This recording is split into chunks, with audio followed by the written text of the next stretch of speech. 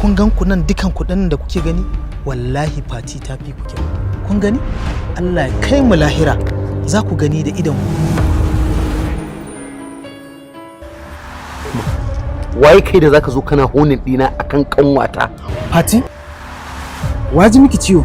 Ni waye? Ni ne masoyinta wanda na fi kowa santa. Kai dai baka da mutunci. Ka daina taba ni saboda bana so a ce na doki sarki na. Kashe baka da kunya.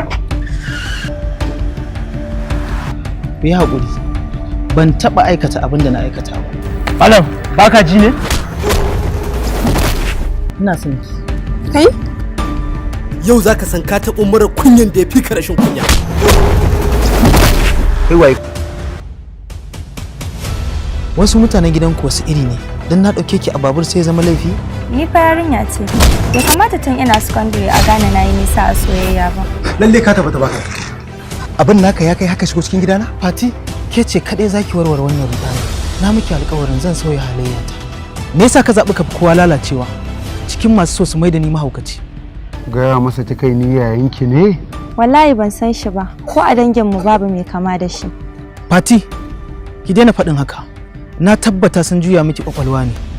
Kai kuma ka ji tsoron Allah ba ɗan adam ba.